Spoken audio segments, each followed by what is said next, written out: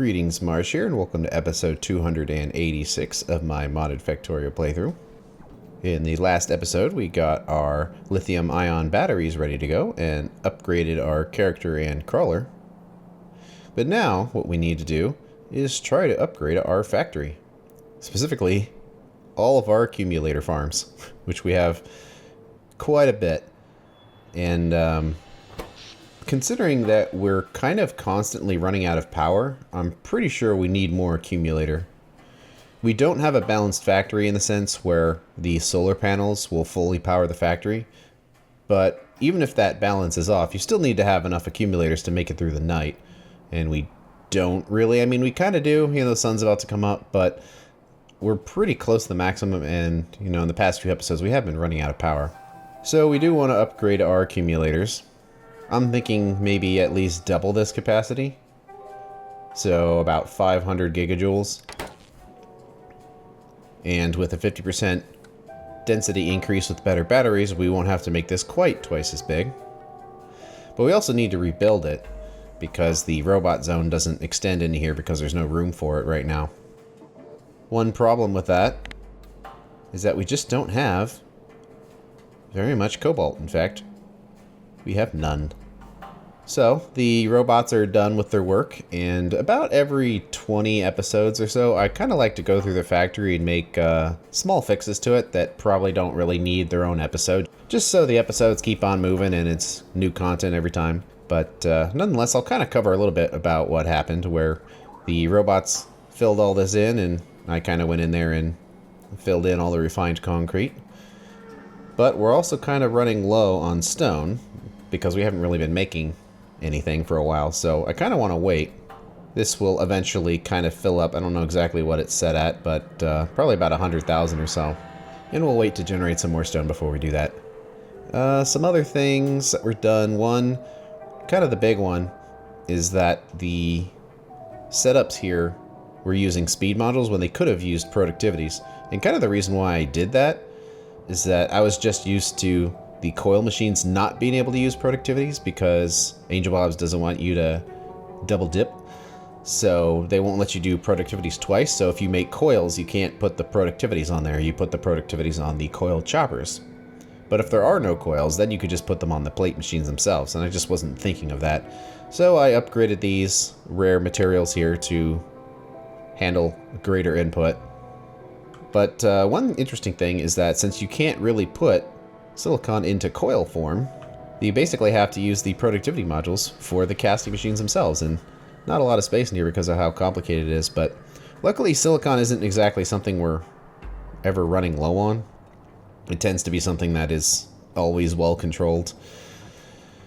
So at some point I'll probably need to go through here, but then again, higher quality modules and faster machines could do a lot here, and we're pretty close to being able to have the next tier of machines. So I kind of don't want to work too hard at fixing it.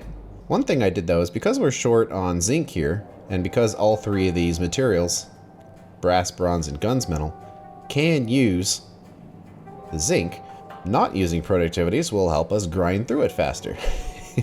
So I didn't put them on there, and I didn't put them on the nickel input either, but I kind of did here, at least to the maximum extent that this would fit in the slot. It's not quite balanced, needs 128. That one can put out 540. But nonetheless, this still can create 19.2 plates a second, so even if these aren't as fast as they could be, whether it actually becomes a problem just kind of depends on how often the requests are. So we'll just have to see. But that's about the best I can do with that right now. And we just built it, so I don't want to concentrate too much on the past. I'd rather just move forward. And to move forward, we're going to need that cobalt. And besides just grinding out materials here and filling up our warehouses, there isn't a whole lot we can do. We can do some potential research to consume resources, and I kind of do want to do that in a bit. But another thing we can do is we can crystallize it. And the reason why I didn't want to crystallize for cobalt before was because it was going to create tungsten ore that we couldn't use for any purpose. And that is undesirable still, but we're at such a loss of cobalt that I think we have to put up with it. And it's probably not as big of a deal as that I was expecting it to be, because we do have our storage warehouse array here that already has 407. Hey, it's almost in the 300s now. 407,000 of the oil residuals. And there's probably tons of space in here for lots of tungsten. And we will use that tungsten eventually, just like we will eventually use all of these oil residuals. But tungsten, I think, will be used a lot faster. So we do have a place to put it. So I was kind of worried that I didn't want to put a warehouse like on the bus here somewhere just to pick up the tungsten and then it would become full and then now what? But we have somewhere else to put it, so it's not as big of a deal. And while we're here, we can kind of look at the other crystallization forms that we're not using currently. One is for aluminum, manganese, and chrome. If we are storing tungsten on the side, because we can't use it right now, we can do the same for chrome as well. And this is a 3 resource thing, and all of our other logics are only for 2. So unless we change how we do it, we will have to just go with only 2 of these resources being controlled. But I think that's fine, because I don't know. I mean, since we can't actually use chrome right now, there's probably no point in even attempting to create it. But aluminum and manganese, they're not really problem resources, but hey, we can use them, so we might as well throw it into logic since we're already here for tungsten. And the other one is uranium, thorium, and fluorite. And those are for power. And since we're not actively creating uranium right now, there's no point in having this, because otherwise it would just start creating uranium. And what do we got here? I did update the mods, so perhaps that is a part of it. I'm not sure entirely why. Interesting. Didn't do that before. At least not that I remember. Where you have your individual sites, but then it adds all of the sites together to see what's happening. And I guess because it's now active, it's showing up. Interesting. I don't know if I necessarily like that better. Let's see here. Well, another thing that I figured out, a lot of you were commenting on it, but it was a quick fix. That with the energy shield draining my character as I fly around, that was just a setting. So if you come down here on the map settings, so it's something you can change in the middle of the game. Find jetpack here. Speed reduces shields, and it defaults to 50, but if you put 0 there, then it won't do anything. And I imagine the reason they did that is because when you're flying, the ground biters can't hit you. So the second you take a hit, you'll fall on the ground, and that's how they get you. But if you have a shield and you take no health damage, you can just fly in circles forever. So they wanted to drain the shield, so you couldn't just do that forever.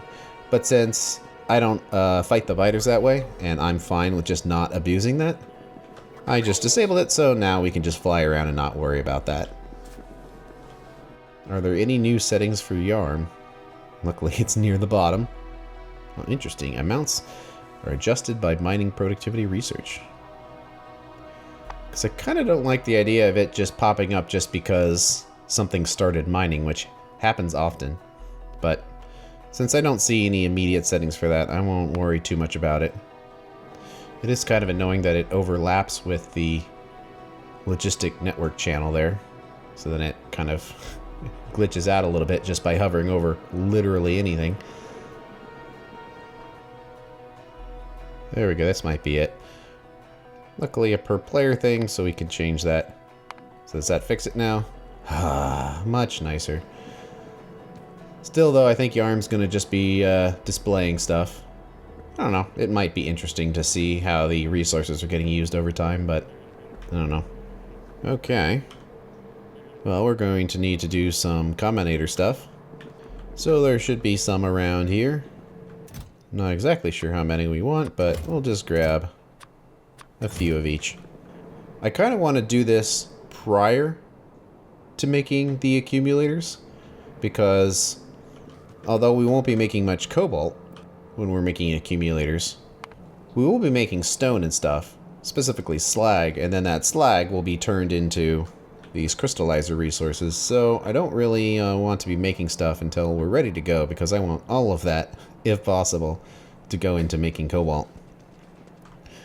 So unfortunately, we've kind of got a bit of a mess we have to copy here.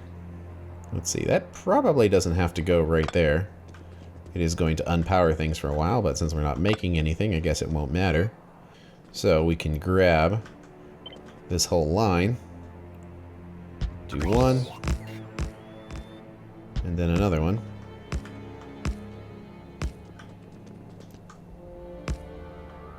Let's see if we can make some more so we can configure this.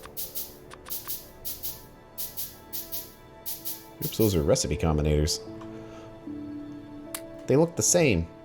But let's see if we can get all this ready to go, so we don't have to wait on bots to get down here. I'm hoping all that's there. Then we have the fun task of getting all these wires hooked up properly. I think they just kind of go across here. Then these ones are green. Yeah, it's always kind of tricky upgrading big sets of logic like this, because it's pretty easy to mess something up. Especially when it's been a while and you kind of forgot how you did it. But we can check our work on the end of the pole here. And so far there's nothing on there, because the logic is broken. So we need to set this up. Let's do cobalt and tungsten first. So we set that to cobalt. So it shows our output is the cobalt ore. And then this one has to be cobalt. This one has to be cobalt. And then we're going to have to go down the line here. Basically changing every single thing. And I do believe I attempted to make this setup with as little of this as possible. But in the end, it still kind of required some manual selection of things to make it work properly. Okay. Then the output down here. Then we need the recipe combinator. Search for cobalt. There it is.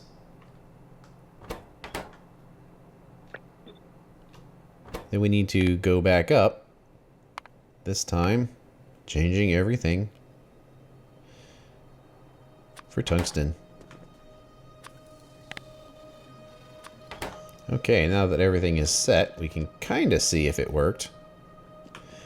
Also, we can kind of hover over things just to make sure all the wires are connected. Also, we have to change this count. So I believe this is actually 14 now.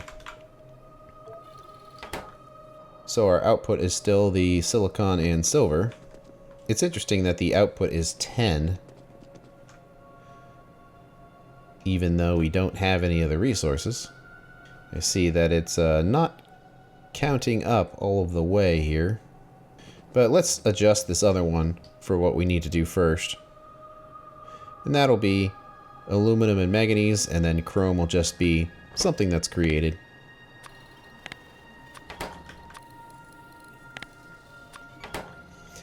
Okay, that's all set. Those inputs do look correct. But the counting seems kind of broken. Oh, I think we needed to connect these right here. Well, we've got all the ores in there, but the counting is still kind of broken. So why is that? Ah, there we go. We got another missing wire there. That was missing from before when we upgraded.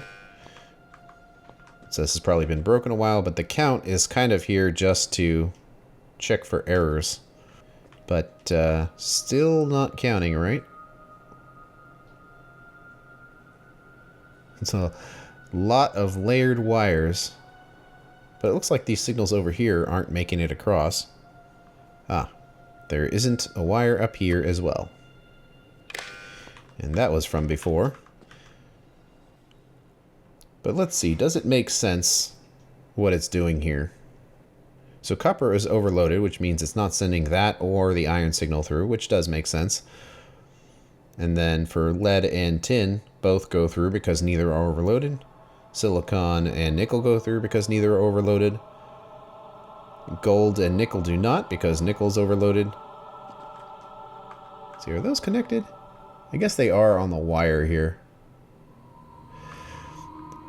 But with zinc and titanium, it doesn't go through because zinc is overloaded, which makes sense.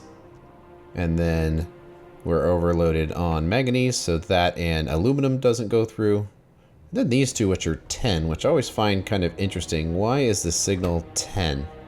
Oh, it's being added, and I think that was just to make it a little smoother. I don't want to touch it because it's been working.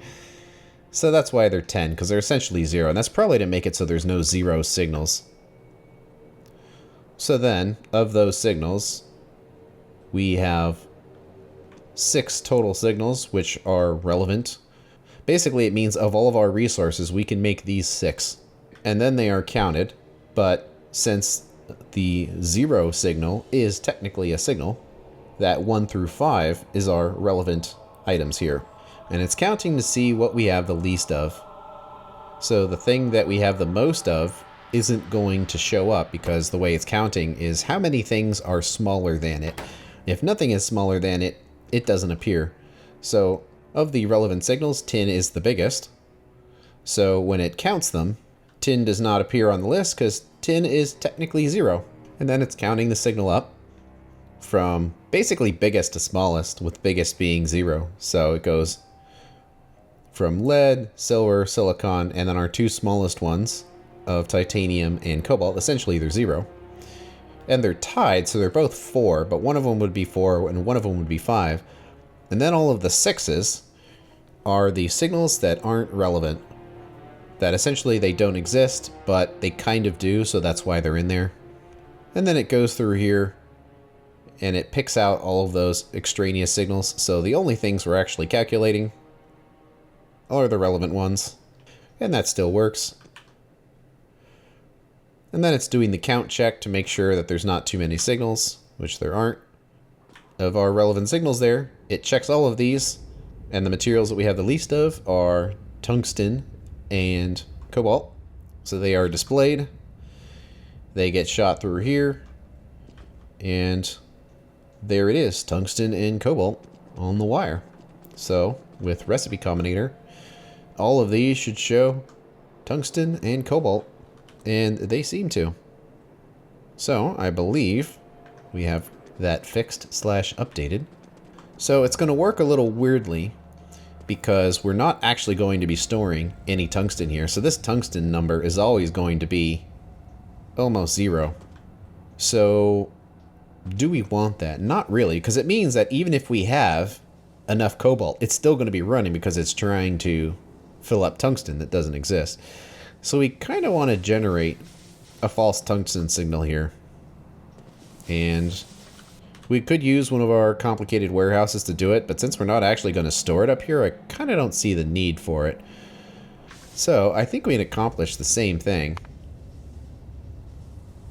simply with a constant combinator. And we'll just throw it right here. We'll eventually figure out that it's doing something when we upgrade the bus later. But we'll come in here. We'll say tungsten, and I don't know, it doesn't matter. I'll just say 30,000. Since there's no warehouse it gets stored in, it's essentially always going to be this. Which is fine. Now it adds 30,000 to this. Although I kind of don't want it running, because what if everything is above 30,000? So I kind of want this to basically be as high as it possibly can without causing it to stop producing stuff, which is 80,000. So let's go with 75. So it's the very last thing on the list, the lowest desirability. But nonetheless, it's going to allow Cobalt to run as it needs to, because this will only run based on the lowest ore, not the lowest combination of ores.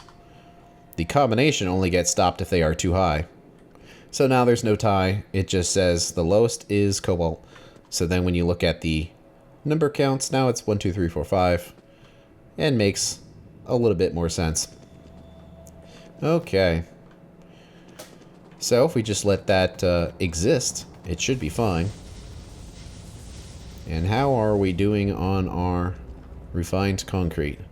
Have we actually caught up now? Hey, looks like we have. We have 100,000 of it just waiting to get used.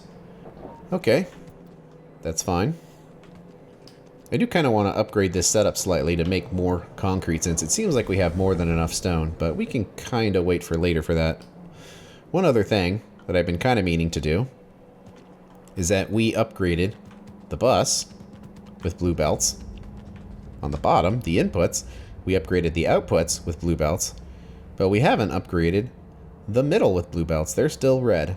And technically, I think most of these machines can actually put out slightly more than 2 red belts. Yeah, 63. And I think to some extent they're also inserter limited.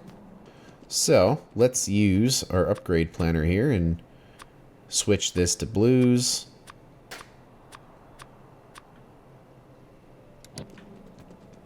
I don't think we really need to worry about upgrading the inserters or anything. We don't want to go over that because that's not relevant to this. We just want to hit the last little bits of the machines. Looks like this one actually hasn't been upgraded because it's just going on this red belt here. So that one probably doesn't matter. There we go. We want to make sure we get it all. And technically, I think that if we're running at this higher rate, the yellow belt in the middle would need to be a red for the catalyst, but I'm not too worried about that. I just want to do my diligence in trying to upgrade the performance of this. And this is going to use up a little bit of cobalt, but we have a little bit of it. So if this was running at full speed, it would need 9, which I guess is actually fine because of the productivity modules, because we would have 15 in the middle. So that's actually quite alright. So when we get better modules or better machines, we should be able to increase the productivity of that even higher now that we have the blue belts without actually having to rebuild anything. So we'll let the robots get to work on that. Now that we have the ability to crystallize into some cobalt, we can attempt to make some accumulators here. And I believe it was something that was never put on the bus here. And I did finally install the factory search mod.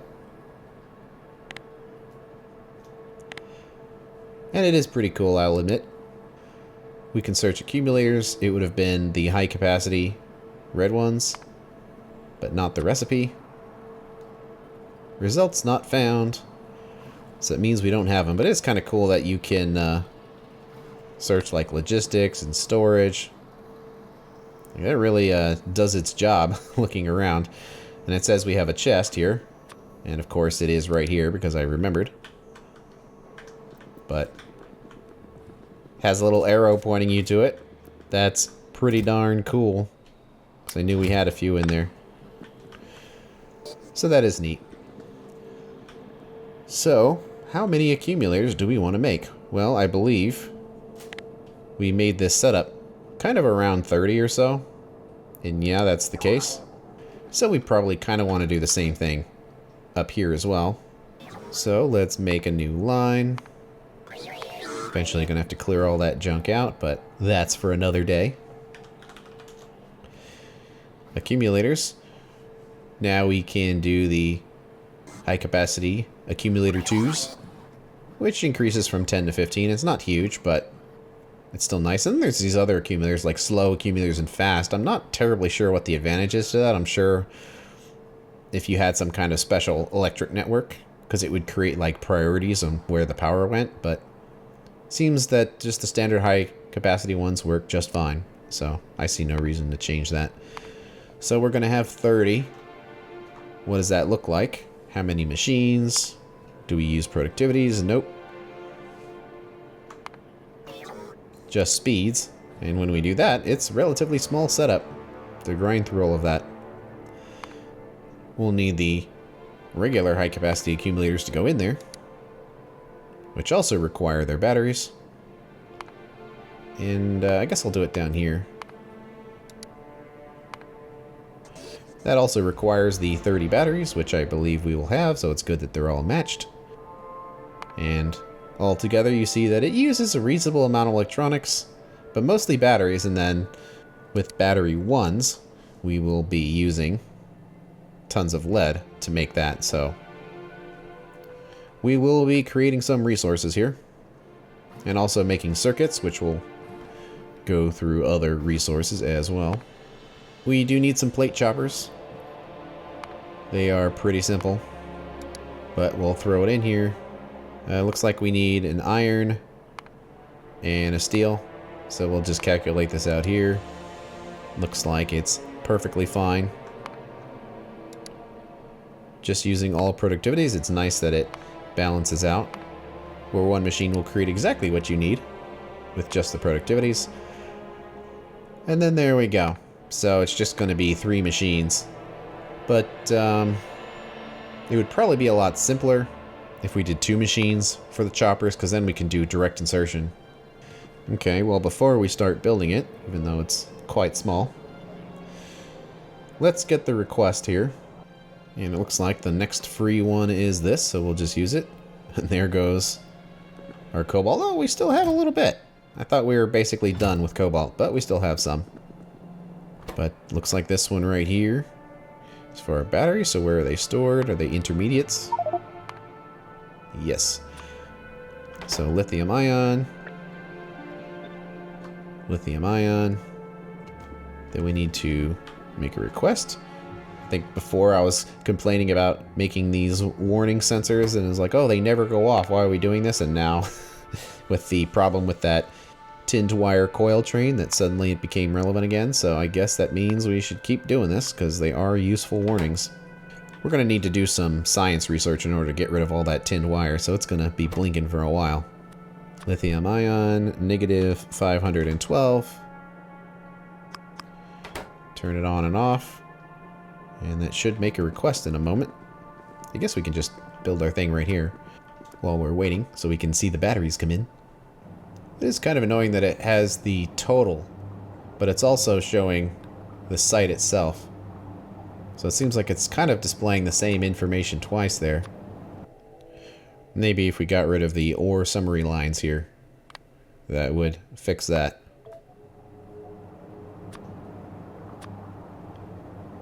It looks like it did. We just kind of had to click around a little bit.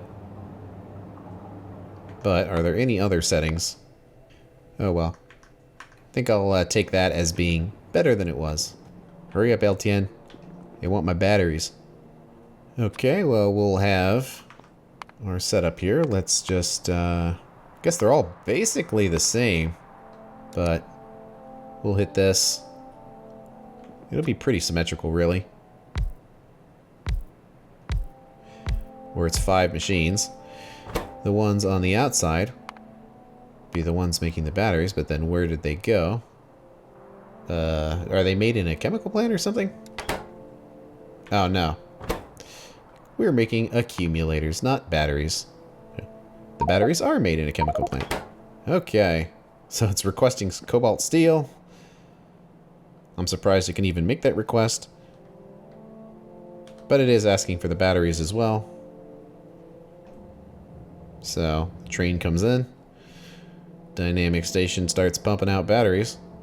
I wonder if 32,000 is the correct number. But that would be for if they were 40 slot wagons. And we actually have 60 slot wagons, so we could upgrade this now. We probably should. Suppose I would have to go through the entire factory and double checking everything. I'll just try to remember to do that every time we're around something that could be checked. Basically, LTN, because it's a counting station, it's only going to get what it counts. Even though the train can hold more, so it's working properly. It's just not taking advantage of our bigger train. So, our trains have 60 stacks in them. So that would be 240 total stacks. So these stack in units of 200. So 200 times 60 stacks for each car. And then we have 4 of the cars, means we need 48,000 instead of the 32. So we'll hit that, 48, and of course it's going to start making more.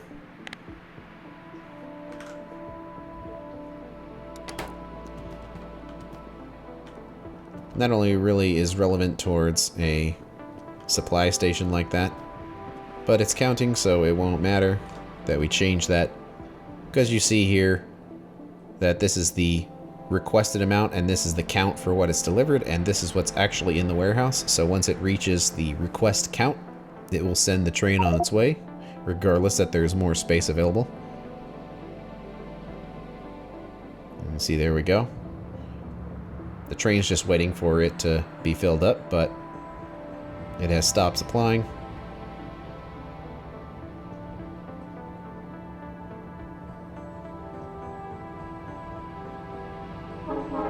And off it goes, and it changes colors because it has lithium-ion batteries in it. Will we get there first, or will the train get there first? I have the feeling it's going to be the train, even though we're flying. Nope, we made it first. Oh wow, the train had to take the long way around. It went like that. It would be a lot better if there could be a connection right there, but not that many things get supplied from that area, so it's probably okay. It's just kind of funny how far it had to travel for this. Yeah, there are no supply depots here for the bus because this is the final destination of these supplies. Anything we create is picked up by bots, so there's nothing to adjust. So let's get back to this here. That's gonna have to wait until the next episode. Thanks for watching, and I will see you later.